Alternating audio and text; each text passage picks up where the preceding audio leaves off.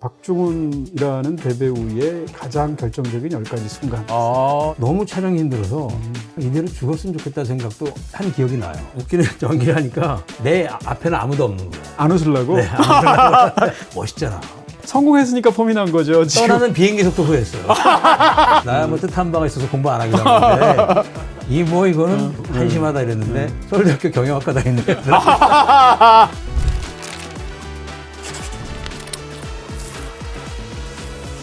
BTV 이동진의 파이아키 안녕하세요. 저는 이동진입니다. 오늘 정말 귀한 시간이 될 것 같습니다. 이분의 40년 정도의 이 영화에서의 인생 자체가 워낙 드라마틱하기도 하고 수많은 일들을 하시기도 하셨죠. 근데 그 못지않게 이분과 오늘 이야기를 나누다 보면 지난 40년간의 한국 영화사가 그야말로 눈앞에서 쫙 흘러갈 것 같은 그런 순간이 되지 않을까 기대하게 됩니다. 배우 박중훈님 모셨습니다. 네, 안녕하십니까. 앞서서 뭐 오랜만에. 예, 아유, 너무 오랜만에 뵙습니다. 오랜만입니다. 네. 저는 근데 사실 네. 파이아키아 독자이기도 하고요. 네네. 그리고 또 현호준 PD님하고 네. 인터뷰하시는 거, 네. 또 이동진 씨께서 하시는 거 다 보고 최근에 인간관계에 인간관계. 대한 거, 또 어른에 관한 것들. 진짜 제가 모르는 것만 했네요. 그래서 저는 인간관계 보면서 굉장히 많이 저한테 도움이 됐고요. 네. 그래서 그런지 저는 오랜만에 생각이 안 들어요. 네. 네. 저도 사실 그런 느낌이 그렇죠. 있습니다. 오늘 나오신 게 일단 어떤 표면적인 이유로는 책을 출간하셔서 네네. 네, 후회하지 마라는 책을 내셨고요. 독자로서 제가 이렇게 열심히 읽다 보니까 감사합니다. 예, 눈앞에서 정말로 아까 제가 말씀드린 그대로 40년이 흘러가는 느낌? 그런 생각이 들었습니다. 자, 일단 뭐 책에 관한 이야기를 좀 드리고 싶은데 네네. 좀 약간 이상한 얘기 같지만 책을 직접 쓰셨더라고요. 왜냐하면 아주 이제 유명하신 분들 중에는 책을 쓰지만 일부분을 쓰시거나 아니면 구술하시거나 근데 네. 처음부터 끝까지 다 쓰신 것 같아요. 그렇죠. 제가 다 네. 썼죠. 네. 책을 쓴다는 게 어려운 일이긴 한데 네. 결과에 대한 부담은 좀 덜해요. 왜냐하면 제가 작가라는 네. 생각이 안 드니까. 그러니까 예를 들어서 뭐 다른 일을 하다가 배우를 한 편 하면은 연기에 대한 부담은 좀 없을 거 아니에요. 네. 어렵게 느낄 수는 있으나. 그럴 수 있죠. 저는 딱 그거였어요. 네. 어려웠지만 네. 이 책에 대한 평가는 부담스럽지 않다라는 것과 그렇다고 무책임하겠다는 것이 아니고 네. 그리고 뭐 글이라는 거는 생각과 말을 옮기는 거잖아요. 네. 그러니까 제가 아는 바에서만큼은 말을 잘 옮기면 되겠다 이런 좀 편한 마음을 썼지만 네. 바로 그 느낌이었어요. 네. 근데 저는 쓰다 보니까 말을 좀 이렇게 격하게 하면 죽는 줄 알았어요. 그렇다니까요. 책 한 권을 쓴다는 게 진짜 그건 네. 그 말을 전 되게 뼈저리게 느끼고 있어요. 네. 영화 하면서 시나리오 작가나 작가들 만나보면 네. 박중훈 씨 전생에 가장 못된 짓 한 사람을 신이 네. 작가로 태어나게 한다고. 그 정도로 힘들다. 그렇죠. 예. 네. 쓴다는 게 참 어렵습니다.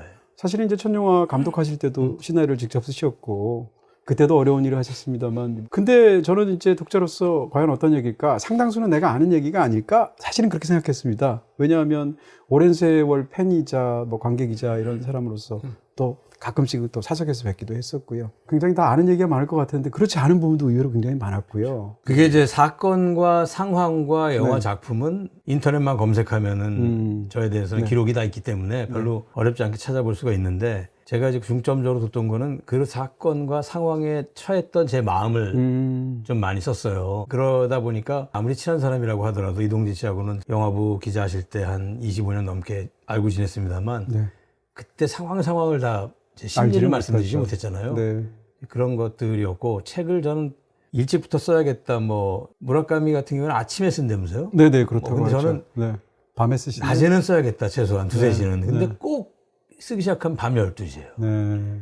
그리고 이제 밤을 새고 네. 그러다 보니까 새벽에 피폐해지죠. 네. 네. 피폐해지면서 혼자서 옛날 생각하니까 기분이 막 되게 좀 그 좋은 의미 나쁜 의미 다 좀 무섭다 그래야 되나 네. 뭐 그런 생각이 들더라고요. 가라앉기도 네, 하고 맞습니다. 심잠하기도 하고. 근데 제가 사실 책을 보면서 가장 놀랐던 것은 박중훈 씨께서 지난 40년간 한 사람이 한 인생에서 이렇게 많은 걸 겪을 수 있을까 싶을 정도로 정말 많은 일들이 겪으셨잖아요. 축복과 사고와 뭐 이런 게 겹쳤죠. 정말 높은 산도 있었고 또 깊은 골도 있는데 그렇게 높은 산과 깊은 골을 서술하는 순간조차 굉장히 담백하게 쓰셨어요. 뭐 예를 들어서 굉장히 이렇게 자랑하고 싶은 순간들이 있을 수 있잖아요. 온 국민이 다 아는 스타였었고 또 할리우드 진출에 관해서도 어떻게 보면 가장 먼저 가신 분이기도 하고 근데 그런 순간에 대해서 그대로만 써도 좀 이렇게 뻐기는 것처럼 보일 것 같은데 깎아내신 느낌 같은 게 있고요. 그거는 이동진 씨 영향이 커요. 제가 처음 드리는 말씀인데 네. 한 25년 전쯤에 저들으라고 하는 소리 나는데 네. 저 그 영화 참 좋아합니다 이러면 되는데 네. 100번도 더 봤어요. 아. 이런 표현이 굉장히 좀 부담스럽다는 얘기를 하신 적이 있어요. 있었던 것 같아요. 근데 제가 항상 좋아하는 영화를 100번도 더 봤어요. 그러고 다녔거든요. 야, 이게 넘치면 네. 전달력이 약화되는구나. 네. 근데 진짜 100번도 넘게 본 영화가 있거든요.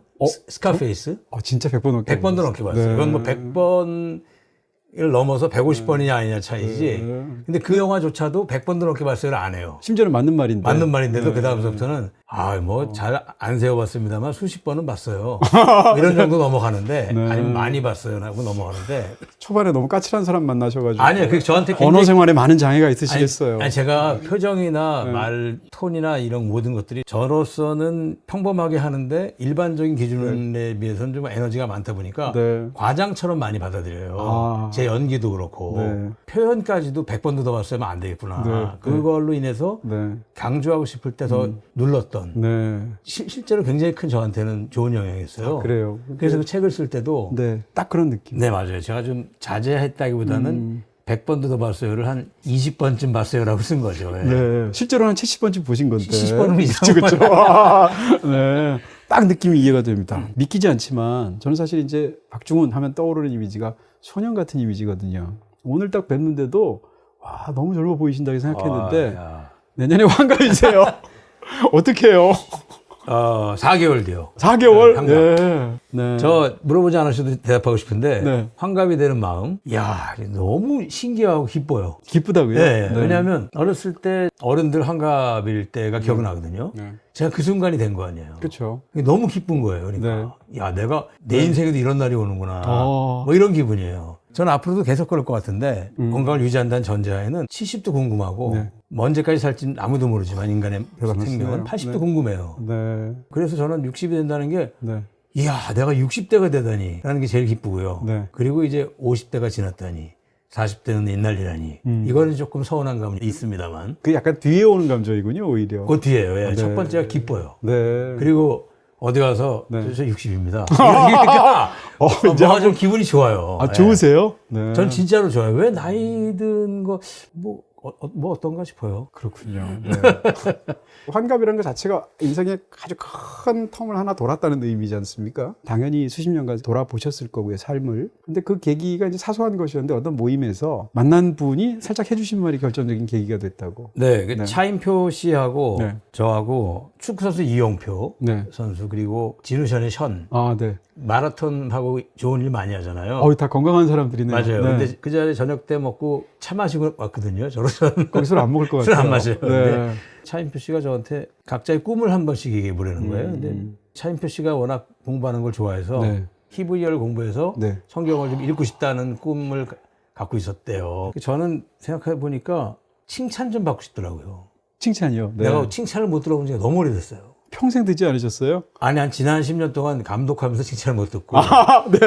그리고 배우로서 나서지 않았고 작품을 발표 안 했기 때문에 네.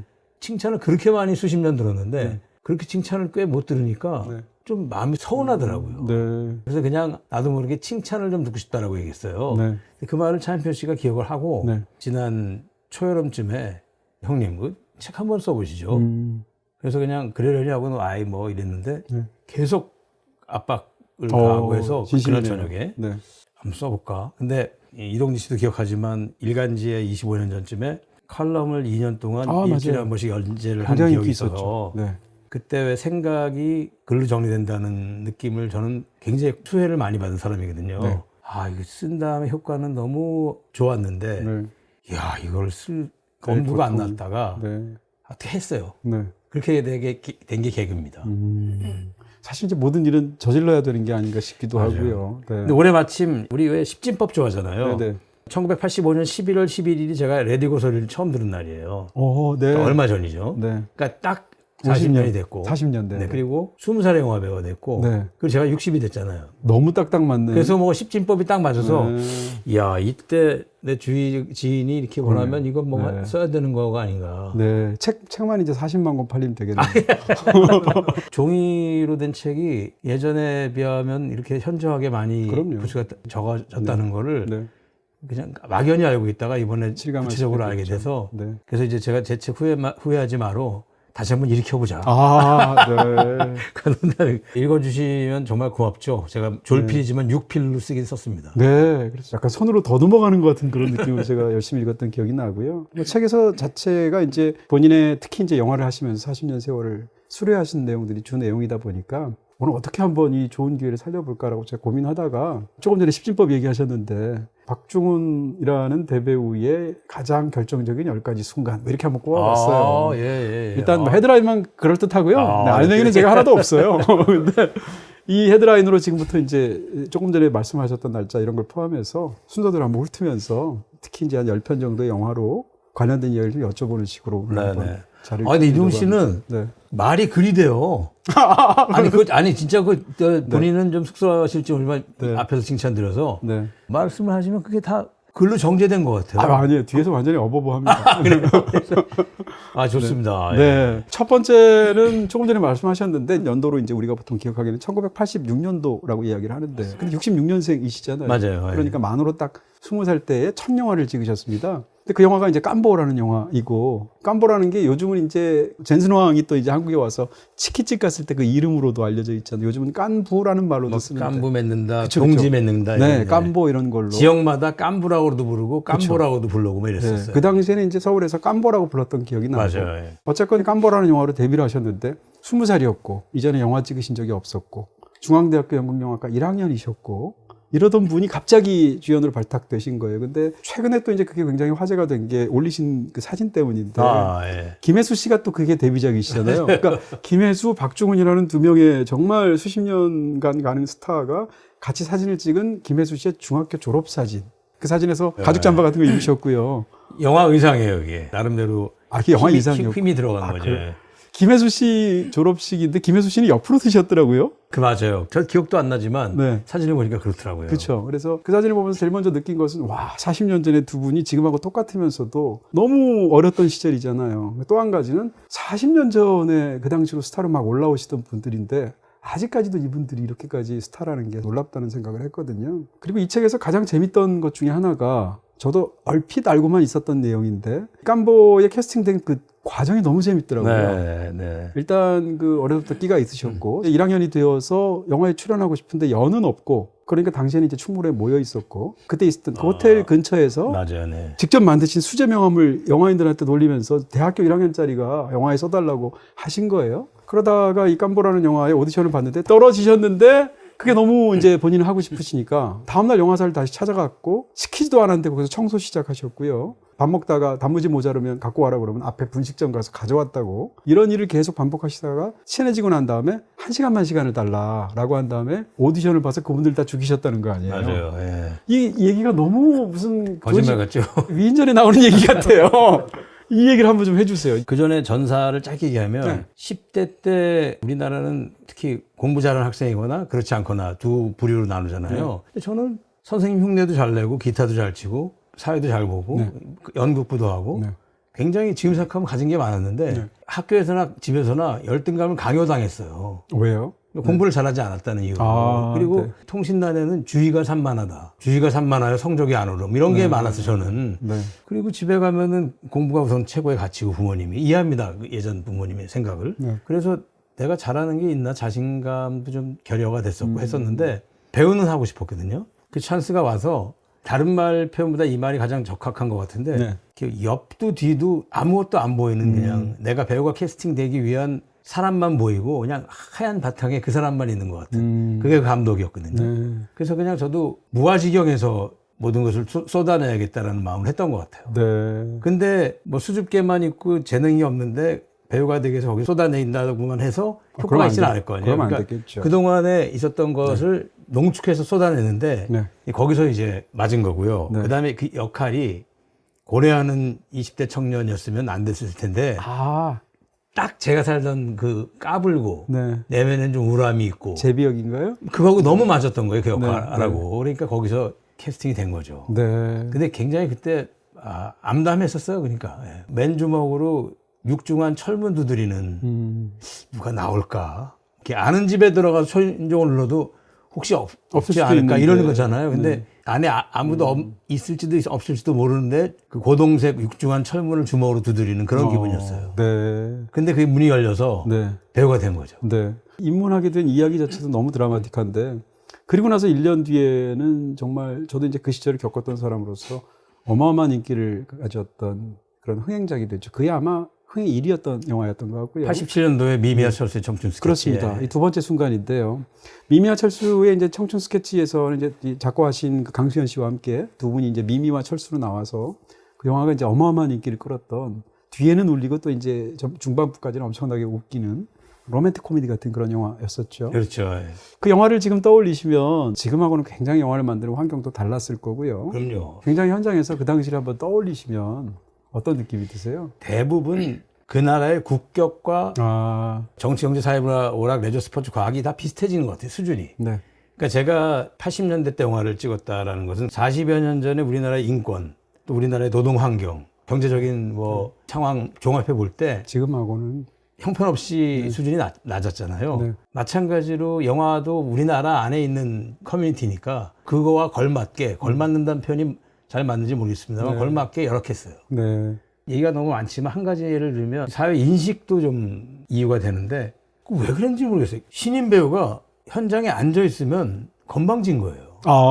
근데 배우는 서 있어야 되거든요, 카메라에. 네. 연기할 때 앉아서 하는 연기 몇 개 안 되잖아요. 그러네요. 그 서 있다가 잠깐 앉아야 에너지가 이제 그렇겠네. 보충이 되고 네. 하는데 아주 선배 배우 말고는 앉아 있으면 안 되는 거예요. 어디 건방지. 그래서 네. 저 뒤에 담벼락 같은 데서 기대고 다리 하나 올리고 네. 허리 좀 두드리다 오고. 네. 주연 배우인데. 그렇죠. 주연 배우임에도 불구하고. 네. 그러니까 그런 거는 왜 그랬는지 그 이해가 참 안 돼요. 사회 전체가 굉장히 경직되기도 하고. 맞습니다. 네, 서열을 중시하고 그런. 그 나이 어린 게 죄고 어린 놈을 시키라 그러잖아요. 네. 뭐 무슨 얘기하면 그 나이 어린 게 죄는 아닌데. 오히려 벼슬인데. 그렇죠. 지금 그런데. 네. 저희가 나이가 어렸을 때는 네. 좀 네. 불이익을 많이 당했고. 그러네요. 이제 또 나이가 들어서는 나이가 또, 들어서는 또, 나이 네. 그러니까 우리는 약간 그런 기분 나쁜. 기분 나쁜. 그러네요, 진짜. 네, 네, 낀 세대네요. 맞아요. 1989년도에 그 영화 자체가 물론 나름의 굉장히 중요한 의미가 있습니다만 저는 이제 관련된 이야기 때문에 드리는 건데 바이오맨입니다. 네. 그 바이오맨은 최초의 해외 촬영이라고 전에 들었고요. 그렇죠. 네. 그러니까 사실은 한국에서 아무리 스타여도 외국 촬영을 더군다나 그 당시에는 여행 자유화나 이런 것도 안 됐던 시절에 태국에 가서 찍는다는 게 굉장히 좋으셨을 거고. 근데 이제 정말 이게 무슨 호랑이 담배 먹던 시절 같은 게 바이오맨으로서 이제 슈퍼히어로니까 말하자면 악어를 싸워서 제압하는 장면이 있는데 실제 악어랑 싸우셨다고 하고. 맞아요. 그 악어를 또 마취를 하다가 큰일을 겪으셨다고. 그러니까 악어가 네. 한 3m쯤 되는데 네. 악어가 이렇게 있고 여배우가 멱을 감고 있으면은 남자 배우가 먼저 발견해서 뭐 하는 해치워주고. 많이 보던 네. 아마 크로커다일 던디 뭐 이런 데서 나왔던 그 당시 그런 느낌. 크로커다일 던디. 어디서 많이 본 하여튼 건데 악어가 이제 입은 좀 끈으로 못 벌리게 만들어 놓고 마취제를 맞춰서 네. 힘을 못 쓰게 만들었고 내가 네. 뛰어들어서 이제 제가 막 이렇게 하는 건데 네. 카메라가 고장나고 이러면서 악어가 마취해서 깬지 모르고 네. 뛰어드는 거예요. 네. 근데 저는 악어 꼬리로 그냥 여기 배를 맞았는데 저는 그 충격이 잊을 수가 없어요. 그리고 네. 내가 이대로 뭐 어떻게 장이 네. 어떻게 되는 거 파열이 아닌가. 되거나. 예. 그러면서도 그냥 찍었어요. 네. 그래서 그때는 우리나라 특수효과 촬영 이런 거에 스스로 자조하는 농담이 있었어요. 어떤. 한국 영화는 되는 것도 없고 안 되는 것도 없다. 그냥 해보는 거예요, 그냥. 네. 그리고 제가 게임의 법칙이라는 영화를 찍는데 네네. 맨 마지막에 제가 좋은 영화죠. 전화 받다가 네. 여기서 총을 탁 맞으면 네. 이쪽이 피가 탁 튀고 카메라가 저쪽으로 가면 제가 죽는 그런 장면인데 카메라가 여기 있으면 제 얼굴이 큰 얼굴이 있고 여기 유리창이 깨져야 될 거 아니에요. 네. 요즘은 CG라든가 아니면 꾹 누르면 팍 네. 터진다든가 이렇게 해야 되는데 네. 지금 생각해도 이제 찌끔찌끔한데 공기총 긴 얇은 거에다 쇠 구슬을 네. 넣어가지고 눈을 이렇게 지나가게 해서 여기가 깨져야 되니까 이렇게 되고 카메라가 이렇게 있고 제 얼굴이 있으면 바로 여기서 네. 눈 이렇게 되고 있는 거예요. 레디 액션하면 탕 쏘면 이게 깨지고 네. 그러니까 저는 특수효과 하시는 분한테 네. 이거 괜찮은 겁니까? 이거 물어볼 수밖에 없죠. 대답이 몰라요. 뭐 잘 되겠죠. 그러니까 몰라. 네. 근데 이게 제가 눈 알을 그 쇠 구슬로 네. 공기총으로 맞아봐요. 한 번 찍으셨겠네요. 한 번 찍었죠. 한 번에 끝났어요. 그런데 그 공포는 참 말할 수가 없어요. 근데 그 분위기 90년대 중반인 네, 94년도요. 네. 근데 그때 분위기상 네. 못하겠습니다 그러면 자세가 안 돼 있다는 등 뭐 어린 놈이 뭐 이렇게. 어린 놈이 뭐 아니 그런 걸 주연 배우가 말이야 더 프로 정신이 없다는 그런 얘기. 거죠. 그렇게 되는 거죠. 이게 무슨. 근데 그거를 네. 한 개인을 욕하자는 것이 아니라 그렇죠, 시스템이. 우리나라 영화 시스템이 다 그랬어요. 네. 아니, 이 재밌는 얘기를 왜 책에 안 쓰셨어요? 근데 왜냐하면 네. 이번 책을 쓸 때 네. 누구 비난하는 얘기를 쓰고 싶지 않았어요. 아. 네. 왜냐하면 너무나 저에게 고맙게 해준 분도 많았지만 네. 안 좋은 일도 말하자면 저게 많으셨겠죠. 못되게 분도 있었어요. 근데 그 얘기를 쓰려니 네. 아이 뭐 지금 좋은 좋은 시간에 얘기도 좋은 얘기 많은데. 써도 지금 모자랄 판인데 그래서 그 마음에 느껴집니다. 왜냐하면 영화만 수십 년간 찍으셨고 드라마 거의 안 찍으셨잖아요. 머나먼 송박이라는 당시에 굉장히 화제가 됐던 텔레비전 드라마를 했을 더군다나 해외 로케를 했으니까 그때 안 좋은 일이 많으셨던 것 같은데 지금 그 마음을 그대로 담으셔서 책이 묘사한 부분이 있었던 걸로 기억하고요. 맞아요. 그 머나먼 송박항에서도 정말 황당한 일이 있더라고요. 너무 날씨가 더운데 사이다인 줄 알고 휘발유 마신 적도 있으시다고요. 네, 전기가 안 들어오는 마을인데 33년 전이니까 얼마 더 열악했겠어요 베트남에. 너무 지쳐갖고 진짜 막 전쟁 극이니까 네. 사이다 병이 하나 보이더라고요. 네. 너무 반가운 거예요. 그래서 그냥 적당히 마셔야 되는데 그냥 벌컥벌컥. 이 목젖을 확 마셨는데 이게 휘발유예요. 그래갖고 이미 한 반은 들어간 거예요. 아우 어떡해요. 일주일 동안 기름 나오더라고. 진짜 괴롭더라고. 그러니까 네. 휘발유 때문에 괴로운 게 아니라 그 처지가 너무 막 아 그렇죠. 내가 여기서 진짜 내가 어린 마음에 제 가족한테는 좀 죄송한 얘기지만 네.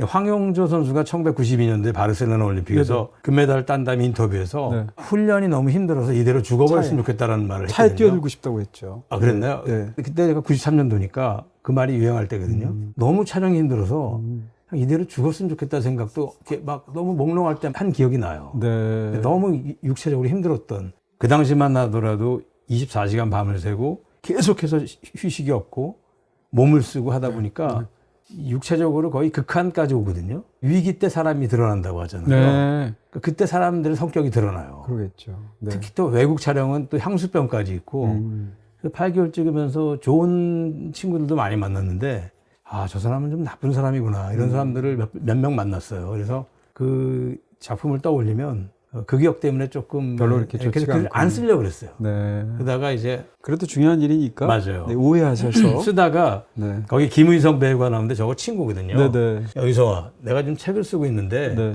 같이 머나먼 송방을 찍었거든요. 네. 그걸 안 쓰려고 그런다. 네. 왜 안 쓰냐 그래서 나쁜 기억이 있어서 그러니까 네 인생에 그걸 안 쓴다는 것도 참 정신력이 대단하다 이러더라고요. 왜 안 쓰냐 이런 얘기를 너무 이제 잘하는군요. 예, 네. 그래서 써야겠다 해서 이제 쓰게 된 거죠. 두 분이 고3 나이트클럽에서 만나셨다면서요. 맞아요. 그 상황 때 지금 없어졌으니까 서초동의 채널 V라는 디스코텍에 가서 네, 야, 벌써 짜릿해요. 위성자 입장 불가가 이제 명목상으로 돼 있고 네. 실질적으로 고등학생들이 많이 오는 디스코텍이었어요. 네. 전혀 자랑거리는 아니죠, 사실. 네. 성실하게 살았어야 되는데. 네. 저처럼 좀 말 안 듣는 애들하고 이제 춤추러 갔었어요. 고3 때. 근데 한 애가 막 세수하고 화장실에서 막 저랑 똑같이 하고 있길래 네. 진짜 한심하게 봤거든요. 야, 얘는 이거. 고3인데 야, 나야 디스코텍에서. 나야 뭐 뜻한 바가 있어서 공부 안 하기로 하는데 이거는 야, 뜻도 없으면서 어디서. 한심하다 이랬는데 그리고 이제 헤어지고 1년 뒤에 전 대학 떨어지고 재수해서 우연히 만났는데 중훈아 보다 야, 의성아 너 뭐 하냐? 그러니까 알다시피 대학 떨어지고 재수해. 그랬더니 자기는 학교 다닌대 이러고 네. 그래 뭐 아무 데나 다니면 되지. 어디 다니냐? 그러니까 다닌대. 그러니까 어디 임마? 그랬더니 서울대학교 경영학과 다닌대. 그런 사람이 고3 때 왜 거기로 온 거예요? 그래갖고 내가 나는 자주 갔지만 걔는 도서관에서 공부하다가 잠깐 온 거였다고 한다라고 썼거든요. 네. 내가 이 책을 읽었어요. 연락이 왔어요. 그러더니 중간에 오류가 있다는 거지. 네. 도서관에서 공부하다가 머리 식히러 간 게 아니라 매주 갈 때는 더 얄미워? 네. 그런 네. 기억이 있었어요. 그렇군요. 네. 뭐 이런 얘기를 듣다 보면 정말 밑도 끝도 없이 너무 오늘 재밌을 것 같은 생각이 드는데요. 그 다음 해가 1990년이 배우 박중훈 이렇게 생각했을 때 가장 빛나는 해 중에 하나였다는 생각이 듭니다. 1990년이요. 네. 나의 사랑 나의 신부. 그렇습니다. 마지막은 이제 나의 사랑 나의 신부지만 그 해에 이제 그들도 우리처럼도 있었고요. 개봉 순서로 보면 예. 오목뱀이의 사랑도 있었어요. 그렇죠, 예. 근데 이제 영화 사가들이 한국 영화 이야기를 할 때 1988년도를 코리안 뉴웨이브의 시작이다 이렇게 보통 말을 하면서 88년도에 걸출한 감독들이 다 데뷔했다는 거예요. 장선우, 박광수, 훌륭한 이명세, 감독들이죠. 강우석 이런 네네. 감독들이요. 근데 그분들 영화들 중에서 거의 최고점에 해당하는 저는 사실 박광수 감독 영화 중에서 제일 좋아하는 게 그들도 우리처럼이고요. 네네. 장선호 감독 영화 중에서도 제일 좋아하는 게 우묵뱀의 사랑입니다. 네네. 그리고 또 이제 임영세 감독님 그 당시에 또 너무 좋아했던 나의 사랑 나의 신부, 걸출한 감독의 세 편의 대표작을 한 해에 다 찍으셨어요. 그러니까 개봉 기준으로. 더군다나 이제 세월이 흘러서 박중훈이라는 배우를 생각하면 장르 영화로 많이 떠오르지만 90년 정도의 시점으로 생각한다면 굉장히 리얼리즘적인 영화라든지 아니면 모던한 영화, 토속적인 영화 이런 걸 다 찍으신 거잖아요. 어떻게 보면 스타덤에 오른 지 한 2, 3년밖에 되지 않은 시대였었고 그런 상황에서 다른 어떤 영화들도 많았을 텐데 어떻게 보면 굉장히 어두운 영화일 수도 있지 않습니까? 또 진지한 영화, 또 대중적이지 않은 영화 이런 영화에 집중적으로 해서 어떻게 보면 한국 영화에서 굉장히 중요한 족적을 남기신 거거든요. 90년도에 이 박중훈이라는 배우의 마음속엔 어떤 생각이 있었길래 그런 선택들을 하셨는지. 약간 좀 성의 없는 대답일 수 네. 있습니다만 네. 저는 하나도 의도한 게 아니에요. 그게 더 멋있어요. 왜냐면요. 네. 제가 작품을 먼저 고를 수 없잖아요. 네. 배우니까. 와야 되죠. 와야 되니까. 네. 근데 그런 작품들이 그중에 제일 좋은 작품이란 말이에요. 그러니까 어떤 배우든 자기가 할 수 있는 상황에서 가장 좋은 작품을 결정하는 거 아니겠어요? 네. 그러니까 그런 작품들이 그 시대에 많이 나왔던 거예요. 90년대 때 제가 코미디를 좀 많이 했는데 네. 대부분이 코미디예요. 아, 그때는 또 코미디가 많이 와서. 네, 그러니까 그 중에서 그러다 보니까 네. 되는 거기 때문에 좀 가끔씩 25신가요? 네. 그 안소니 킨이 왜 네, 25시. 자기의 의지와 관계없이 계속 뭐 독일군이 됐다가 막 이러는 것처럼 저는 그 상황에서 최선을 다했지 그 흐름과 이런 거를 제가 바꿀 수는 없죠. 그런 거 없었어요. 그건 네. 감독님들이나 제작자들이 하는 거고. 배우의 운명 같은 거지 않습니까? 아무리 배우가 훌륭해도 본인이 직접 제작하지 않는 이상 그렇죠. 누군가가 나한테 그 역을 의뢰를 해와야 그 역을 할 수 그렇습니다. 있는 예. 거니까. 제 선택을 하는 거죠. 네. 선택은 안 되는 거죠. 그럼에도 불구하고 그 당시를 한번 예를 들어서 특히 이제 그들도 우리처럼 또 우묵뱀이의 사랑 이 두 편의 영화를 한번 떠올리시면 지금으로서는 또 어떤 것으로 남아 있습니까? 우선 장선우 감독님, 박강수 감독님 두 분이 아주 훌륭한 감독님들이시고요. 그리고 그 시대는 이랬던 것 같아요. 저희가 이제 86 세대잖아요. 네. 가장 차이가 많이 나는 세대가 그 당시 기준으로 볼 때는 X세대라고 해서 네. 70년대생들인데 네. 거기에 가장 그 차이를 가르는 게 86은 나를 얘기 못한 것 같아요. 우리를 얘기했지. 네. 근데 X세대는 나는 나예요 이러고 왜 서태지가 네. 왜 나 알아요. 네. 나를 얘기하기 시작한 거잖아요. 네. 그러니까 그 영화도 보면은 우리를 얘기 많이 한 것 같아요. 음. 우리 시대, 우리가 가지고 있는 고민, 네. 우리의 얘기. 네. 그랬던 것 같아요. 그래서 지금 방금 말씀하신 감독님들도 그런 얘기들을 했고 네. 또 우리를 얘기하다 보니까 변방, 아웃사이더 또는 민초들, 갖지 못한 자 이런 자들의 이야기를 보듬는 영화들을 많이 만들었고 네. 그게 결국 우리 얘기 같은 그런 것들과 뒤섞여서 제가 그런 작품을 하지 않았나. 네. 전 사실 고백하건데 지금은 나이가 그전보다는 많아졌으니까 아직도 부족하지만 어떻게 사는 것이 옳은 것인가에 대한 생각도 하게 되고 네. 저 나름대로의 또 다짐도 하게 되는데 네. 그때는 어떻게 하면 성공할 수 있을까, 인기 얻을 수 있을까, 재밌게 살 수 있을까, 끝나고 친구들하고 술 한잔 먹을 수 있을까 이런 거가 최대 관심사였기 때문에요. 네. 시대가 어떻게 그러는 거에 그렇게 큰 관심이 없었어요. 네. 그러니까 그런 좋은 감독님들과 작품을 만나서 제가 탄생을 하게 된 거예요. 네. 그 또한 저의 굉장한 운이죠. 이렇게 말씀하셔서 이제 그 담백하다는 생각을 제가 하게 되는 건데요. 잘한다고 생각했던 어떤 한 명의 삶을 떠올리게 되는데 그중에서 가장 파격적인 선택이 무엇이었을까 하는데 지금 제가 물어봤던 네 번째 90년이 가장 중요한 어떤 해 중에 하나라고 말씀드렸을 텐데 밖에서 보기에 그 바로 직후의 선택이 사실은 저는 제일 파격적이었다고 보이는 겁니다. 이 세 편 중에서도 가장 크게 성공을 했고 그 당시에도 데이트작이었던 나의 사랑 나의 신부가 겨울에 개봉을 해서 엄청나게 인기가 있는데 개봉 후 한 달밖에 안 되는 시점에서 이듬해 1월이죠. 갑자기 미국 NYU로 유학을 가셨어요. 그래서 석사를 따셨지 않습니까? 어떤 사람이 한 분야에서 있다가 본인 스스로가 고갈되는 느낌이 있거나 재충전을 하거나 아니면 어떤 외적인 영향이 있거나 해서 학업을 떠나는 경우는 자주 있습니다. 근데 이 시점 자체가 당시의 기준으로 본다면 나이로 보나 아니면 영화의 어떤 시점으로 보나 이게 유학 떠날 상황은 아니거든요. 근데 거기서 어떻게 그 많은 것들을 다 어쨌건 중지시키거나 버리고 최소한 2년 이상 걸리는 더군다나 한 번도 그런 경험이 없었던 뉴욕으로 가셔서 하기로 하신 거잖아요. 여러 가지 이유가 있었는데 지금 생각해 보니까 좀 말을 좀 과격하게 하자면 네. 사회 인식에 대한 저항? 그러니까 저 같은 직업을 그 당시만 하더라도 한 35년 전이니까 딴따라라고 폄하하는 옳지 않은 엄격한 기준들이 있었어요. 그래서 내가 배우로서 인기는 있다고 하더라도 전체 사회에서 볼 때 내가 갖는 위치가 너무 억울하더라고요. 네. 근데 거기에서 가장 중요시 생각하는 게 참 부질없는 얘기인데 학벌. 그러니까 내가 가만히 있어봐. 그럼 내가 중앙대학교 영영학과를 나왔지만 딴따라과라고 하고 그러면 미국의 명문대학교에서 석사 취득을 해오면 얘들도 말을 못하겠구나. 오케이. 가주마. 아니 그렇게 생각은 할 수 있지만 네. 수많은 뭐 CF 계약부터 시작해서 영화 계약, 뭐 DJ까지 하셨잖아요. 맞아요. 이런 걸 다 끊고 가서 정말로 2년을 시간 내서 한다는 건 완전히 차원이 근데 다른. 좀 멋있잖아. 아, 멋은 있는데 지금 폼 나잖아요, 좀. 폼은 났어요. 네, 이렇게 폼 나. 성공했으니까 폼이 난 거죠. 지금. 떠나는 비행기 속도 후회했어요. 아, 진짜요. 아, 난, 와, 그러니까 광고 11개 모델이었거든요. 네. 아, 그래갖고. 그게 얼마야? 11개다가 예. 근데 이제 네. 거의 끝나가는 게 하나 있었고. 네. 만약에 1년에 100원을 받았으면 네. 반년만 했으면 50원을 물어주고. 네. 그거를 다 물어주고 가장 인기 있을 때 그만둔다. 뭐 그러니까 화제가 되고 엄청 화제가 됐죠. 그걸 노린 거예요. 네. 그러니까 아, 엄청 폼 나더라고 가기 전까지. 그럼요. 예. 네. 그리고 공항에 갔는데 그때 아날로그 시절인데 한 500명쯤 나왔어요. 그때가 김포 국제공항 시절이에요. 네.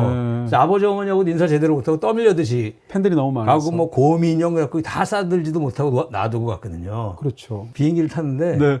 이야 진짜 미치겠더라고 진짜. 네. 막 괜히 이렇게 한 것 같고 네. 내리면서부터 뭐 제가 영어를 못하진 않았지만 생활 영어 정도 한 거지 미국에서 이제 본격적으로 학교하는 건 다른 일이죠. 그건 다른 일이죠. 네. 그러니까 제가 한 학기에 뭐 평론 같은 과목은 미국 애들도 힘들어했거든요. 일주일에 책 3권씩 읽어서 디스커션하고 이러는 건데. 네. 그래서 가면서 또 후회했죠. 그리고 제가 유학 얘기 때 제가 꾀를 낸 게요. 어떤 연기 수업 하나가 있었는데 네. 그거 되게 좋은 수업이었어요.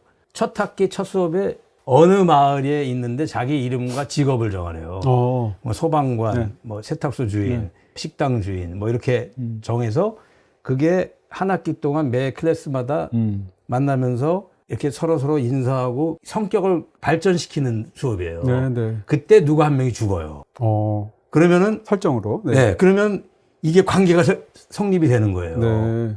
그럼 난 이 사람하고 싸웠는데 이 사람이 죽었고 아, 뭐 이러면서 이게 인물 간의 뭐 그런 아주 드라마 근사한 수업이더라고요. 네. 그래서 저는 뭘 했느냐. 네.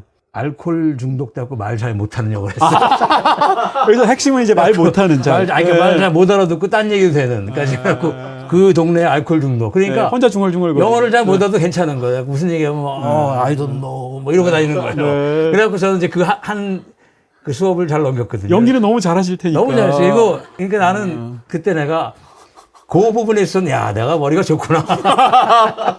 딱 얘기만 들어도 네, 학교에서도 야 대단하다고 생각했을 것 같아요. 어쨌든 그렇게 해서 이걸 한 게 네. 지금 한마디로 얘기해 고백하자면 기획 유학이었어요. 제 박주문에.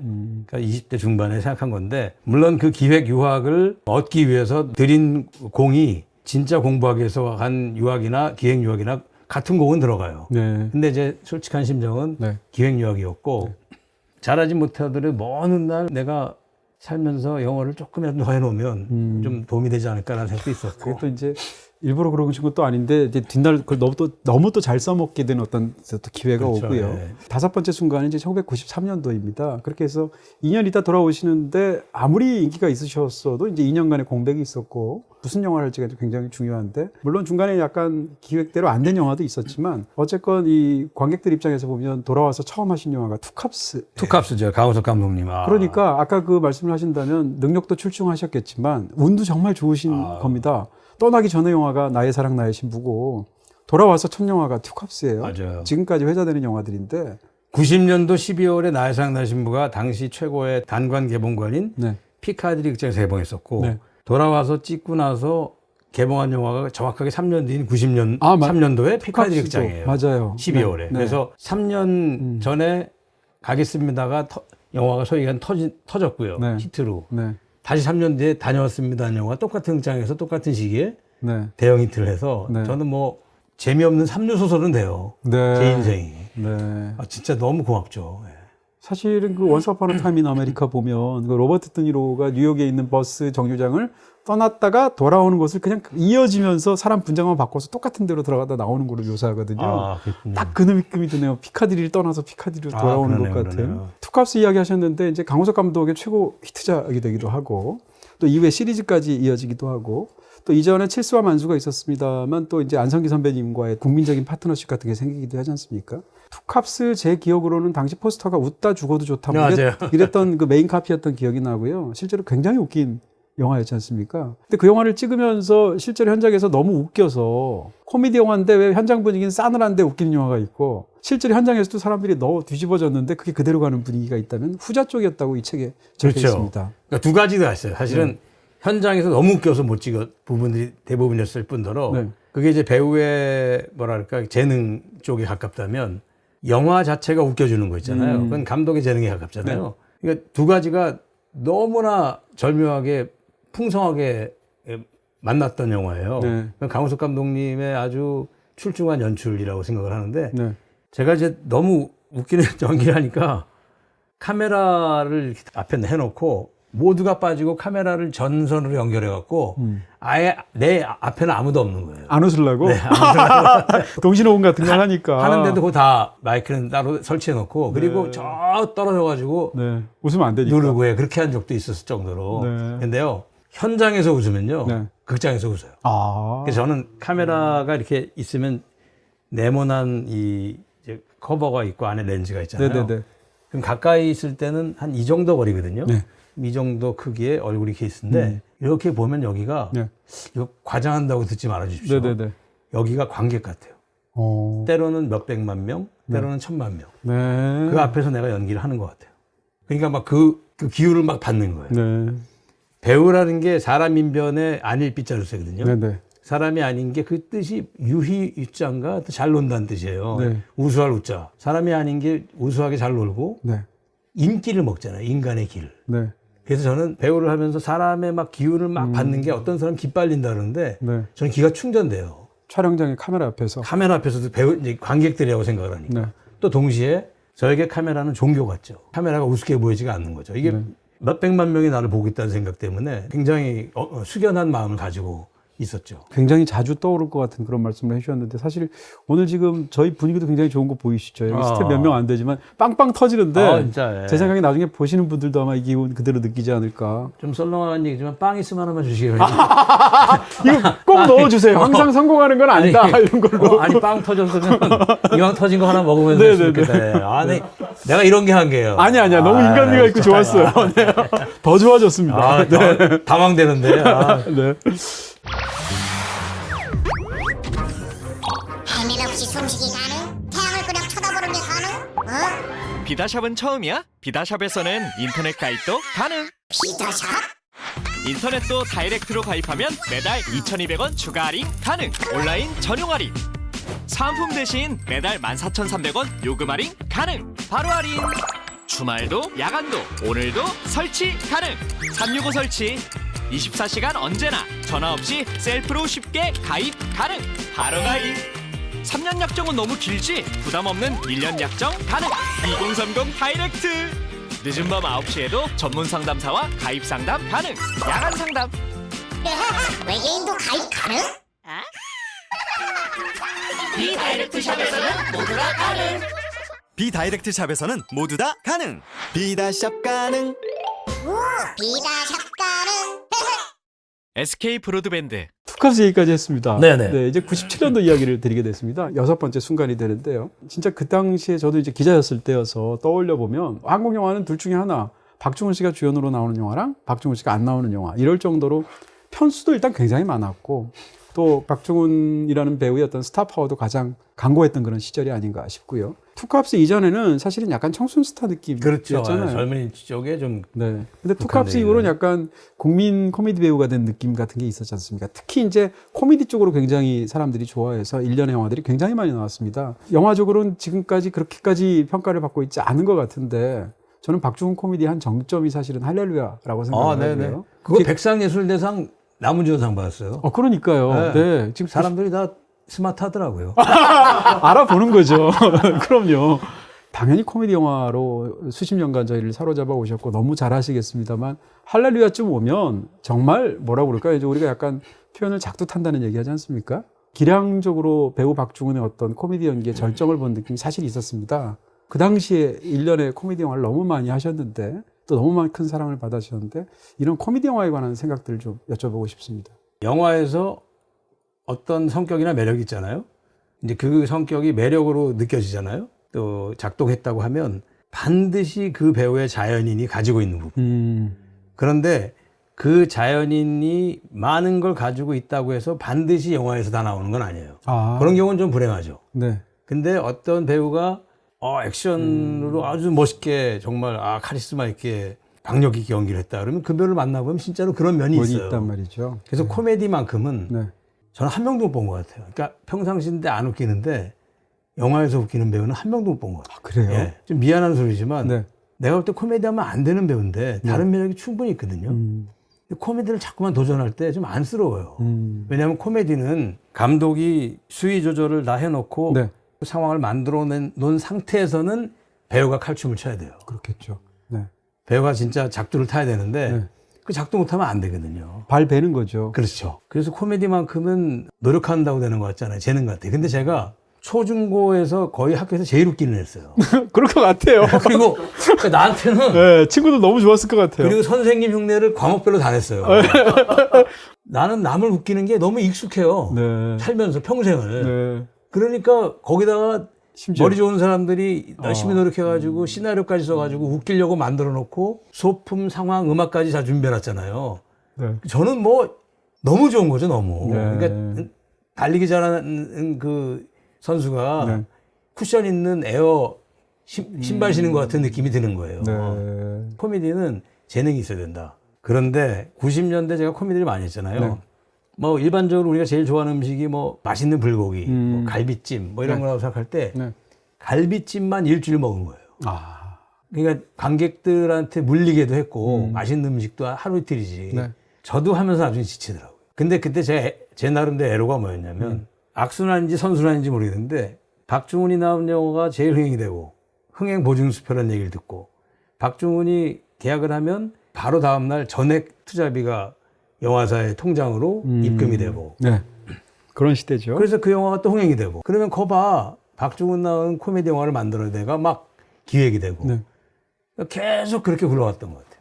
그러다가 이제 저도 지치고 관객들도 지치고 그랬던 시절이 있었는데 할렐루야만큼은 제가 한번 뭐 리얼리티 뭐 오바 연기 다 신경 안 쓰고 마음 먹고 한번 웃겨야겠다고 하는 영화가 제가 크게 두 가지가 있었어요. 네. 첫 번째가 마누라 죽이기. 아, 네. 그 좌우지장지 그거 아닌가요? 맞아요. 네. 그냥 뭐 완전 그거하고 할렐루야는 네. 그냥 모든 걸 쏟아부어서 그냥 웃기는 걸로만 가야겠다. 네. 그래서 제가 제 장르를 박중훈표 코미디 장르를 만들었으나 네. 그 명예가 멍해가 됐어요. 아. 그러니까 나중에는 90년대 후반쯤 가니까 이제 관객들이 아주 지쳐하더라고요. 실제로 관객들이 그런 걸 느낀 것도 있겠습니다만 본인 스스로가 약간 매너리즘 같은 거 아마 그렇죠. 느끼시지 않았을까 싶기도 안 빠질 하고요. 수가 없어요. 더군다나 이제 그쯤 되면 끈끈한 한국 영화계에서 주연 배우로 10수년 생활을 하시다 보니까 누가 이렇게 그게 부탁을 해오면 거절도 일일이 다 하기도 어려웠을 거고 예전에 은혜를 입었다고 생각하는 감독의 차기작일 수도 있고 사실은 이제 할렐루야 나올 때쯤 되면 좋은 영화, 너무 재밌는 영화, 지금 봐도 웃기는 영화 이런 영화도 있지만 사실은 실망스러운 영화도 좀 있었단 말이에요. 있었죠. 어쩔 수가 없을 정도로. 그러다가 바로 이제 2년 정도 지나면 본인 스스로도 사실은 약간 그때 일본에 아마 가 계셨던가 이렇게 그렇죠. 해서 재충전의 시기 이런 걸 맞으셨던 것으로 기억하고요. 그러다가 돌아오셔서 만든 영화가 바로 걸작 중에 걸작이라고 생각하는 인정사정 볼 것 없다라는 영화로 돌아오셨어요. 그렇습니다. 예. 99년도죠. 그렇습니다. 제가 실망스러운 코미디 영화도 90년대 이제 중후반 때 찍었다 말씀하셨는데 인정하고요. 네. 코미디 영화는 배우의 재능이 무조건 있어야 된다는 건 당연한데 네. 거기에 팀워크가 없으면 빛날 수가 없어요. 네. 어쩌다가 혼자서 드리블 몰고 손흥민이 계속 몰고 와서 혼자 골에 넣는 그런 골은 어쩌다 한 번이지 네. 결국은 조직이거든요. 그렇겠네요. 그 안에서 개인기가 네. 돋보이는 건데 제가 그 당시 조직력이 바탕이 안 된 코미디 영화를 몇 번 출연하면서 관객들의 신뢰를 좀 많이 잃었었죠. 네. 그러다가 인정사정 볼것다를 만난 거죠. 네. 그러니까 이제 그 작품이 이제 액션 영화라는 장르에서도 그렇고 영화사에서도 그렇고 이제 기념비적인 작품이 됐습니다. 이명세 감독님한테도 그런 의미가 됐지만. 참 좋아해 주시고. 근데 사실은 너무 이제 감사합니다. 박중훈 배우님을 처음 만나게 된 개인적으로 계기이기도 하고 그래서 저는 그때 약간 팬미팅 하는 기분이어가지고 그 당시에 이제 이명세 감독도 인터뷰하고 박중훈 씨도 인터뷰하고 그러면서 제가 이제 너무 좋아하고 그러니까 그때 저에 대해서 뭐라고 이야기하신 적이 있냐면 조선일보 기자가 아니고 소년 조선일보 기자 같다고 너무 애처럼 좋아한다고 이런 얘기 하셨던 기억이 나요. 제가 오늘 꼭 말씀드리고 싶은 게 있어요. 네. 이제 조선일보 영화부 기자를 하실 때 지금은 잘 믿기지 않으시겠지만 20, 30대 시청자들은 그 당시는 종이신문이 월등히 이 언론에 있어서의 그 굉장히 큰 비중을 차지했고 네. 그리고 KBS, MBC, SBS 뉴스 네. 요 세 가지, 6가지가 대부분 차지했는데 네. 그 중에서도 50% 이상의 영향력을 조선일보가 가졌었어요. 네. 조선일보에서 영화부 기자를 하실 때 영화평을 얼마나 큰 크기로 얼마나 잘 써주느냐가 이제 흥행의 결정타일 수준이었는데 네. 그 당시 최민수, 정우성 씨 주연의 유령이 있었고 네. 또 안성기, 박중훈, 뭐 이명세 감독의 인정사정 볼것 없다가 있었는데 네. 대부분 이 두 번째 영화에 대한 기대가 별로 없었어요. 네. 그런데 이동진 씨가 어마어마하게 큰 지면을 할애해서 네. 정말 진심을 가지고 소년처럼 좋아해 준 기사 때문에 네. 그리고 시사회를 바로 하고 이 두 가지가 시너지가 돼서 네. 전세가 역전돼서 영화가 흥이 됐어요. 그 마음을 아직도 가지고 있죠. 참 고맙습니다. 기억이 나네요. 맞죠? 네. 26년 전이네요. 맞아요. 네, 네. 예, 그 인정사정 볼 것 없다 지금 말씀하셨는데 지금 40편의 주연을 하셨잖아요. 근데 그러면서도 단 한 편의 영화까지는 몰라도 제가 배우의 마음속까지는 들어갈 수 없으니까 그럼에도 불구하고 저처럼 너무 좋아하는 사람들도 많고 그 영화가 또 차지하는 위치도 있고 이 영화를 지금 생각하시면 이 영화가 어떤 의미로 남아 있나요? 좀 각별하실 것 같은데. 저한테는 현재까지로 말씀드렸을 때 이 네. 사람이 없었으면 하는 사람이 있고 이 영화가 없었으면 하는 사람이 있어요. 큰일 날 뻔했다. 혹은 지금의 내가 없었다라는 건데 네네. 첫 번째 강우석 감독님이에요. 네네. 강우석 감독님 투캅스 1편, 2편 마누라 주기. 네. 이 강우석 감독님 저에겐 둘도 없는 네. 귀인이고 네. 특별한 분이라면 또 인정사정 볼 것 없다고 라디오스타는 전액을 투자했어요. 제작비를. 인정사정 볼 것 없다라는 영화는 그 영화가 없었다면 제가 지금까지 할 수 있었을까라는 생각이 들 정도로 저에게 어마어마한 관객들의 신뢰 또 이 영화가 해외 유수영화제에 한 50군데 초대를 받은 것 같아요. 그래서 네. 이명세 감독님하고 저 바빠서 돌아다니면서 돌려가며 간 게 한 30편, 30개국 영화제였거든요. 네. 그 영화제 추천 많이 받았다는 게 다는 아니지만 네. 그 정도로 저를 세계에 많이 알릴 수 있었고 저에게 준 것이 너무 많죠. 그래서 이명세 감독님에게 제가 지금도 그래요. 평생 고기권, 주류권을 드리겠다고. 아, 고기 자유 네, 사용권. 그러니까 저를 만나면 취직권. 야, 언제든지 고기 먹고 싶다고 하시면 네. 고기 사드리고 네. 술도 드시고 싶다면 이렇게 네. 평생 고기권, 평생 주류권을 야. 드리고 있죠. 최근에도 쓰신 적 있나요? 네, 아, 자주 만나시잖아요. 드린 적이 있는데 네. 그러더라고 지난번에 네. 그 당시 오랜만에 만났는데 이명세 감독님 지인분들 한 10명이랑 만났어요. 네. 뭐 지인이 저 지인도 겹치니까 영화인들이니까 중훈아 맨날 너가 저 평생 고기권 술권을 해서 네. 오늘은 내가 낼게 이러더라고요. 근데 내가 낼게라고 안 했고 사실 오늘은 반반 내자 그러더라고요. 그리고 거기에 유승환 감독이 계셨어요. 야, 너무했다. 네. 유승환. 네. 그래서 유승환 감독도 있고 하니까 3분의 1씩. 그러니까 제가 이제 이명세 감독님 계신데 형님 하는데 형님 평생 고기권 또 쓰겠습니다. 이거 제가 냈죠. 네. 아름다운 얘기네요. 영화 좋아해 주셔서 감사해요. 그때 모자 쓰고서는 뒤뚱뒤뚱 했던 그 모습을 좋아하시죠? 그렇죠. 시작할 때. 저하고 예전에 술도 마시면 장난으로 막 비속 네. 농담당해서 이동진 씨한테 선물을 제가 가져왔어요. 네. 이게 뭐죠? 네. 이게 네. 풀어보세요. 이거 이런. 네. 저로서는 이동진 씨에게 꼭 드리고 싶었어요. 여기 뭐, 네. 평생 라면권 뭐 이런 거 있나요? 네. 아니요. 인정사랑 때 썼던 모자예요. 진짜로요? 네. 우와, 여기 제가, 이게, 이거는 2개도 없고 하나만 썼어요. 영화에 나온 거예요? 예, 예. 이거 제가 진짜 썼던, 예. 저한테 어마어마한 큰 선물이에요. 그리고 제가 이거 네. 조그만 카드 지금 막 소름 돋는 거 봐. 카드 하나 썼는데 나중에 봐주시고 너무 감사합니다. 이거를 카야피아 네. 컬렉션 하시는 것도 알고 있고 특히 영화를 좋아하시는 것도 알아서 네.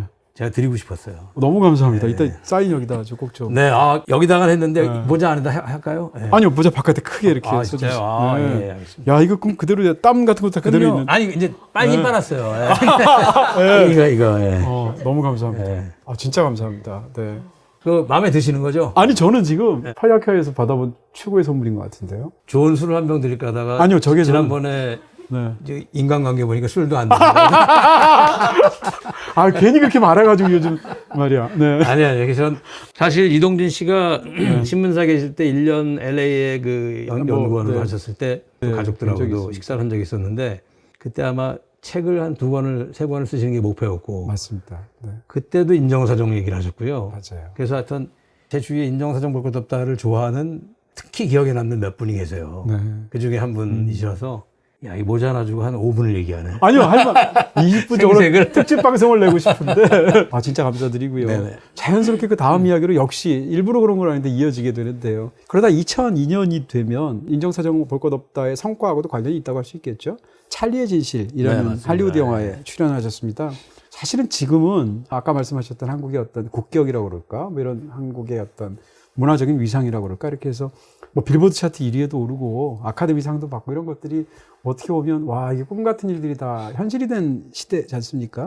큰일이지만 놀랄 일은 아니게 됐죠. 그렇게 예. 됐죠. 근데 2002년도에는 사실은 할리우드 영화에서 제대로 진출한 배우가 한 명도 없었기 때문에 박중훈 씨가 찰리의 진실에서 굉장히 비중 있는 조연으로 나오셨잖아요. 한 세 번째, 네 번째 정도 되는 배역이었던 것 같고 그 영화에 출연했다는 게 당시에 엄청나게 큰 뉴스였습니다. 사실 할리우드 활동 같은 것도 생각하셨을 것 같고 또 그 영화에서 조나단 듬이라는 양들의 침묵을 만들었던 또 명장 밑에서 직접 또 촬영도 하셨고 그 순간이 인생에서 굉장히 중요한 순간으로 여겨지셨을 것 그렇죠. 같습니다. 예. 조나단 데미 감독님이 양들의 침묵하고 필라델피아를 만드신 감독님이시고 또 아카데미 작품상 감독상 뭐 아주 큰 거장으로 되신 분인데 지금 안타깝게 돌아가셨어요. 이거 70대. 근데 그분이 인정사정 볼 것 없다를 보고 미국의 썬댄스 필름 페스티벌에서 저를 이제 캐스팅해서 파리에서 미국 영화를 6개월을 찍었는데 그때가 어떤 시점이었냐면은 성룡이 막 럼블 인 더 브롱크스라는 걸로 네. 헐리우드의 박스 오피스를 치고 네.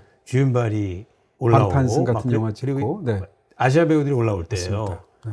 저도 이제 그다음 내가 그걸 이어받는 거구나 생각을 하게 되고 네. 그럴 수밖에 없었던 게 20세기 폭스 사장이 LA에서 파리까지 왔어요. 저를 보러. 네, 촬영지. 예, 조나단 데미 감독이나 뭐 아시아의 제2의 제키 찬이 나왔다 뭐 이러고 막 저는 완전히 뭐 여기서 내가 또 인생이 한번 이렇게 바뀌는구나 뭐 이런 생각까지 하게 되고 네. 그리고 한 2년 정도 뒤에 9.11 테러 때문에 편집이 늦어지는 동안 저는 2년 동안 뭘 해야 되나 하면서 야, 앞날을 준비해야 된다. 더 영어를 공부하고 LA 집을 보러 다녔다니까요. 네. 내가 왜냐하면 여기 장기 거주를 해야 될 것 같아서. 어차피 그래야 되니까 어차피 미국에서 영화를 찍어야 되니까 네. 그럴 거면 미리 좀 익숙해지고 네트워킹도 쌓고 해야겠다. 그것이 제가 무슨 그 소위 얘기하는 잡복이 아니고 이 준비하는 자세다라고 생각을 했는데 참. 막상 2년 뒤에 시사회를 하는데 그렇게 조금 나올 줄 몰랐어요.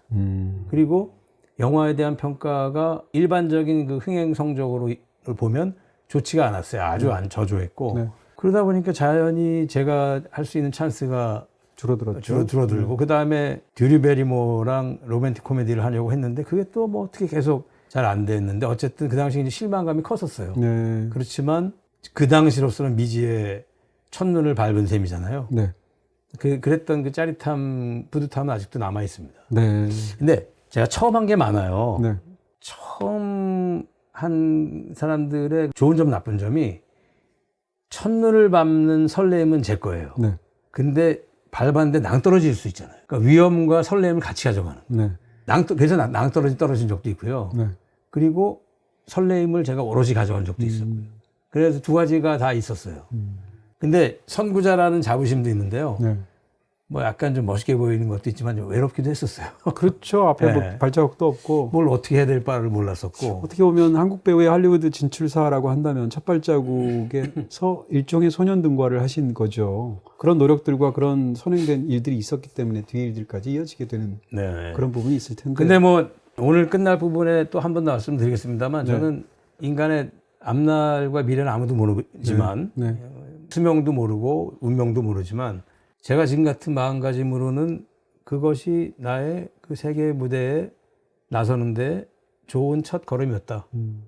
이것이 첫 좋은 걸음이 돼서 지금 제가 있습니다라는 얘기가 나올 미래를 그려보고 있어요. 그 다음에 이제 2006년도쯤 되면 또 역시 정말 많은 사람들이 좋아하는 제가 그 당시 아마 한 줄평을 썼던 기억이 나는데 쉽다, 좋다, 깊다, 마음을 가져간다. 제가 이렇게 썼어요. 기억납니다. 한 줄평을. 라디오스타. 네, 라디오스타입니다. 저는 이제 그 영화 싫어하는 사람을 본 적이 없고요. 막, 와, 내 인생의 영화야. 영화 좋네. 이런 정도의 차이지. 그 영화에 대해서는 싫어하는 분을 본 적이 없을 정도로 많은 분들이 좋아하는 또 굉장히 따뜻한 그런 영화였습니다. 그 영화에서는 이제 이준익 감독에 대해서 말할 수도 있고 또 안성기 배우님에 대해서도 말할 수 있고 여러 걸 이야기할 수 있을 것 같은데요. 일단 여쭤보고 싶은 건 이제 안성기 씨에 대한 이야기를 좀 여쭤보고 싶습니다. 칠수와 만수를 시작으로 해서 여러 편을 같이 하셨지 않습니까? 그렇죠. 네. 칠사만수, 뭐 투캅스, 투캅스, 인정사정 볼 것 인정사정 없다, 없다, 다 예, 하나같이 다 지금까지 기억되는 영화들인데 또 이제 최근에 좀 약간 몸이 안 좋으시잖아요. 맞아요. 예. 그래서 이제 활동을 못 하고 계신데 얼마 전에 문병하셨을 때 선배님이 계셔서 제 인생이 참 좋았습니다 이렇게 말씀을 하셨다고 그러더라고요. 근데 그 보는데 찡한 부분이 있었습니다. 이 콤비에 대해서 어떻게 생각하면 약간 이상한 콤비예요. 왜냐면 보통 콤비라고 하면 비슷한 연배에서 어떤 라이벌적이라거나 이런 것들 사람들이 이제 콤비라고 생각하는데 콤비치고는 사실은 영화 경력이나 나이나 좀 차이가 있고요. 지금도 사실은 안성기 하면 떠오르는 게 박중훈 떠오르고요. 박중훈 하면 또 안성기가 떠오릅니다. 이런 식으로 이 두 분의 협업이 한국 영화를 굉장히 풍성하게 만들었는데 이걸 한번 쭉 생각하시면 어떤 생각이 드십니까? 물론 앞으로도 계속 되겠지만. 저에게는 그런 좋은 영화의 파트너를 만났다는, 선배를 만났다는 것이 굉장히 큰 행운이고, 그 못지않게 더 큰 행운은 그런 인격자인 분을 네. 가까이서 오랜 시간 만나면서 영향을 받았다는 것이 더더욱 큰 행운 같아요. 마음 같아서는 라디오스타 2편을 같이 찍고 싶었어요. 아. 실제로 어떤 계획이 있었냐면, 네. 라디오스타 뒷얘기인데 똑같은 스태프와 네. 이제 제 극중 이름이 최고인데 최고인데 하도 또 말씀을 펴서 네. 하다 한다고 이제 LA로 가요. 한인타운. 아. 그러니까 LA 한인타운에 있는 그 방송, 지역 방송. 지역 방송에서 네. 또 사고를 쳐요. 네. 뭐 그러면서 하는 그런 얘기가 이제 기획되기도 했었는데 네. 지금 현실적으로 좀 힘들 것 같고. 근데 라디오스타 영화는요. 왜 사람들이 다 좋아하나 했더니 물론 이준익 감독님의 연출력, 또 안성기 박중훈 배우의 케미 당연히 맞는데 이 영화는 낮은 자세로 임하는 것 같아요. 네. 가르치려고 든다거나 네. 따라온다거나 새로운 걸 보여준다거나 하는 게 아니라 그냥 이렇게 겸손하게 낮은 자세로 진심을 보여주다 보니까 네. 사람들이 이렇게 알아서 옷을 번 그런 느낌. 그리고 영화가 밉지가 않는 거예요. 네. 잘난 척을 안 하니까. 그렇다고 영화가 완성도가 낮다거나 이러지 않잖아요. 네. 그래서 저한테는 라디오스타는 또 역시 굉장히 소중한 영화입니다.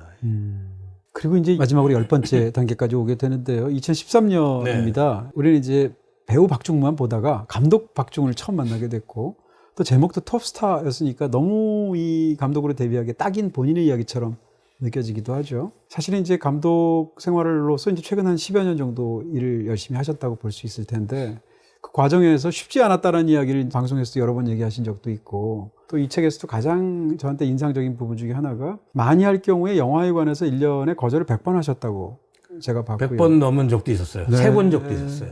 기획되는 영화들의 상당수가 박중훈이라는 배우한테 가장 먼저 오던 그런 시절이 굉장히 오래 있었고요. 그 세월을 수십 년을 하셨고 모르긴 몰라도 한 1000번 정도는 거절을 하셨을 네. 거예요. 네. 그러다가 이제 감독이 됐고 시나리오를 직접 쓰시게 되고 굉장히 본인한테는 중요한 순간이 맞으셨을 텐데 캐스팅부터 시작해서 사실은 이렇게 막 뜻대로 제작비를 이제 주는 이제 투자자까지 쉽지 않은 경우들이 있지 않습니까? 우선 거절 얘기부터 그다음 말씀을 드리면 아까 방금 말씀해 주신 것처럼 뭐 어림잡아 1000번 이상 거절을 한 것 같은데 진짜 괴로운 일이에요. 그 정말 괴로운 일이에요. 당신이 필요해. 모르는 사람이 그렇게 얘기해도 길거리에서 구걸을 하는 사람이 돈 좀 주십시오 해도 외면하기가 조금 순간적으로 어렵잖아요. 그렇죠, 마음이. 근데 5년, 10년, 20년, 30년 한 영화계 가족 같은 사람이 네. 진심을 가지고 하자고 하는 거절한다는 거는 그건 정말 어려운 일이에요. 힘들고. 네. 제 진심이었지만 얼마나 방법이 잘못된 거절을 했냐면 옛날에 네. 참 쓸데없는 에너지를 쓰면서 거절한 거예요. 그래서 더 상처를 주고. 시나리오가 왔는데 이 시나리오를 못할 시나리오고 좋지만 다른 영화를 해야 되고 이런 어쨌든 못하겠다고 마음먹으면 이유를 짧게 얘기하면 돼요. 너무 좋은데 제 상황이 이렇습니다. 상황만 얘기하면 되는데 이 시나리오를 제가 분석을 다 해요. 아, 오히려 성의를 보이기 위해서. 저는 정말 밤새도록 네. 접고 뭐 쓰고 해서 이러이러한 점 때문에 제가 이 시나리오가 그렇습니다. 네. 그걸 했어요, 제가. 너무 이해가 되네요. 그러니까 내가 그게 20, 30대 때 그걸 했거든요. 저는 네. 그 사람들이 진짜 이 친구가 네. 정성을 다해서 거절하는구나라고 생각을 했다라고 생각을 한 거예요. 네. 근데 지금 생각하면, 이야, 그건 진짜 말도 안 되는 얘기. 네. 오히려 상처를 준 걸 거 아니에요. 경우에 근데 따라서. 다행은 그랬던 사람들이 영화계 40년 동안 계속 같이 있잖아요. 네. 네. 그러니까 제가 살아왔던 걸 봤을 거 아니에요. 네. 저 사람이 박중훈이가 20, 30대 때 나를 상처를 주려고 접어갖고 온 게 아니었구나. 나는 세월이 해결해 준 게 있었더라고요. 네. 그래서 좀 그나마 다행이라는 생각이 들고요. 감독을 한다고 하니까 거의 열이면 열 다 안 좋게 봤어요. 이제 뭐 뭐 해볼 거 해보니까 이제 감독 한번 해보려고 뭐 이런 느낌. 네. 쉬울 것 같냐? 뭐 이런 느낌이잖아.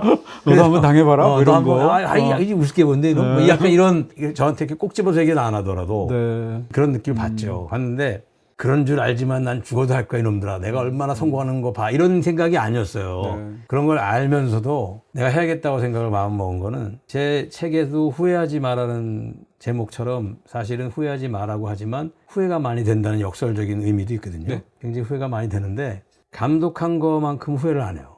왜냐하면 제가 참 사랑하고 좋아했던 친구인데 정승혜라고 하는 네. 라디오 스타 또 왕의 남자를 제작한 친구인데 40대 초반 때 그 이제 안타까운 병환으로 세상을 먼저 떠나게 되는데 세상을 떠나기 얼마 전에 저한테 그러더라고요. 박중훈 그러더니 카랑카랑 목소리로 하고 싶은 거 다 하고 주고. 근데 그 말이 그렇게 머리에 남았었어요. 그리고 이제 감독을 한번 하고 싶은데 남 눈치가 너무 보이는 거예요. 이걸 한다 그러면 또 얼마나 사람들이 지적 허용이다, 뭐 네가 뭐 다 할 줄 아느냐 이런데 들렸는데 가만 있어봐. 아니야, 내가 이거 안 하면 후회할 것 같다 생각이 들더라고. 그래서 저 나름대로는 입 달린 사람들은 다 말렸어요. 저희 그 가족서부터 뭐 네. 선배 후배 뭐 네. 그런 데도 했어요. 근데 그래서 저는 하나 살면서 수많은 잘못한 점이 있지만 제일 잘한 거 하나만 꼽으라면 뜻한 바를 다 이루진 못했지만 뜻한 바를 다 하고는 살았어요. 그건 정말 그 면에 있어서는 후회가 없어요. 사실 이런 말씀을 하실 수 있다는 게 참 놀랍고 사실은 그 표현도 있었습니다. 다시 돌아가서 내 인생을 살라고 한다면 다르게 살 수는 있을 것 같아도 내가 살아온 것보다 더 열심히 살 수는 없을 것 같다 이런 말을 하셨어요. 네네. 네. 그게 이제 같은 맥락의 말인데 스타로서 수많은 사람들의 스포트라이트와 선망의 대상이 되고 아니고 이런 걸 떠나서 이렇게 말할 수 있는 분들이 사실 얼마나 있을까 이렇게 생각하면 굉장히 놀라운 부분이 있습니다. 사실 고민하고 썼습니다. 왜냐하면 잘났다 이놈아. 고민하고 썼는데 그런 소리를 듣는 한이 있더라도 이거는 내가 책에 써야겠다 생각이 든 거예요. 네. 그래서 지금 제 마음도 그래요. 남에게 피해를 주지 않는 한 네. 내가 하고 싶은 건 다 한다. 또 그랬더니 너 돈 좀 벌고 좀 편안하구나. 네. 그러니까 네가 그 입에서 그 말 나오지. 네. 네가 현실이 어려우면 그 말이 안 나올 거 아니냐. 뭐 이런 말을 또 해요. 네. 근데 그 말도 맞긴 맞는데 네. 제가 저를 반추해보고 제가 저를 유추해보면요. 저는 그래도 그랬을 것 같아요. 그러니까 저는 배우가 된다고 했을 때 소위 얘기하는 무비스타가 될지 몰랐어요. 꿈은 꿨지만 설마 나 같은 사람이 되겠어? 그러면 어떻게 살 것인가 생각을 했을 때 그냥 하찮은 역을 하더라도 내가 이렇게 칼을 뽑은 거 난 이 길로 그냥 인생을 그냥 살겠다 하고 진짜 굳게 마음 먹었던 그 순간 기억이 나거든요. 네. 책 제목이 일단 후회하지 마니까 이게 후회하지 마하고 남한테 독자들한테 하는 얘기처럼 들리기도 하고 뒤집어서 얘기하면 후회하면 안 된다라고 본인한테 다짐하는 말처럼 들리기도 하고 솔직히 인생에서 후회되는 일이 왜 없겠습니까? 굉장히 많은 순간들이 있을 텐데 그런 어떤 그 한 사람의 진실을 봐나가는 과정 이런 게 있었다는 생각이 들고요. 이제 마지막으로 두 질문 정도만 10가지는 다 여쭤봐서 더 많은 얘기를 여쭤보고 싶지만 마무리하도록 하겠습니다. 하나는 그 후회하지 마라는 그 제목과 관련해서 후회라기보다는 이번에 인생을 통째로 돌려보는 기회를 가지신 거잖아요. 유달리 마음에 이렇게 밟히는 순간들 같은 게 있으셨을 것 같아요. 내가 이 순간에 내 마음이나 이 상황이 나한테 정말 중요했구나. 그것이 좋은 쪽이든 그렇지 않은 쪽이든 이런 식으로 새삼 알게 된 어떤 순간들이 있었습니까?